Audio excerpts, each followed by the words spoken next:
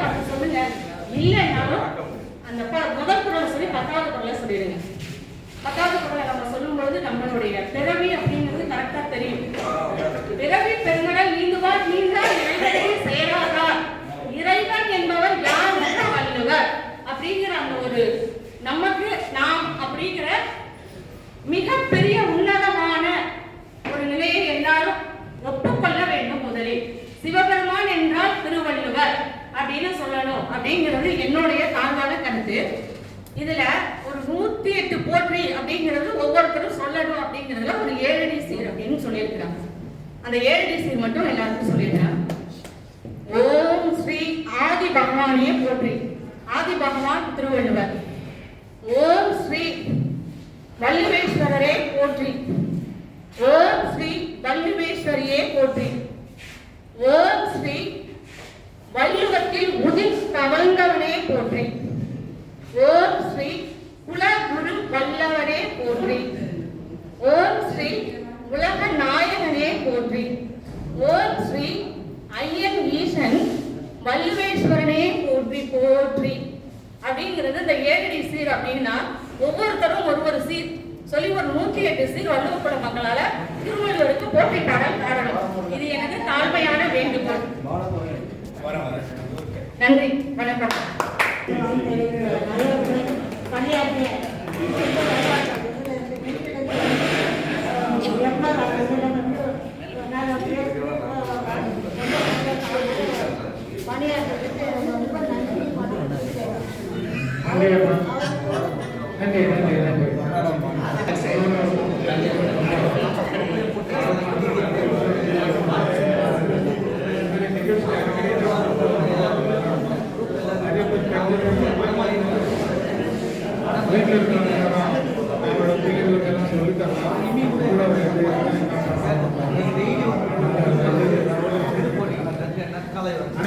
அனைவரும் ஒரு அமைதிக்காக கேட்டுக்கொள்கிறேன்.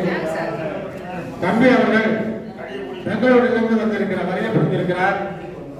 தம்பியுடைய தந்தையார் திரு நடராஜன் அவர்கள் ஐயா ஓமிநிலை அவர்கள் இணைந்து பணியாற்றியவர்கள்.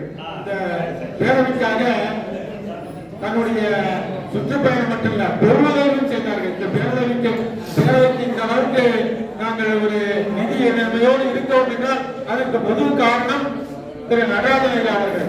அவருடைய மைந்தன் இங்கே வரைய தந்திருக்கிறார். அவர்களுக்கு நன்றி, பேரவை சார்ந்த நன்றி கூறி அவர்கள் ஒரு சில மனிதர்கள் வாழ்க்கையுடைய வழங்கலை அப்போது கேட்டுக்கொள்கிறேன்.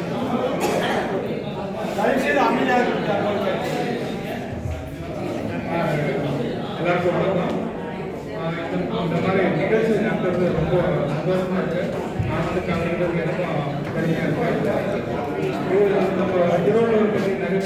சேலம் முருகேசன் அவர்கள் போடுறது நீ போட போறியா? எல்லாரும் இந்த மாதிரி நிகழ்ச்சி அடிக்கடி நடத்துறது எல்லாரும் வாங்க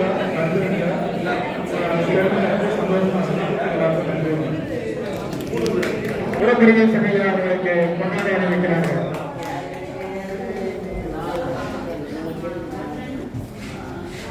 நன்றி.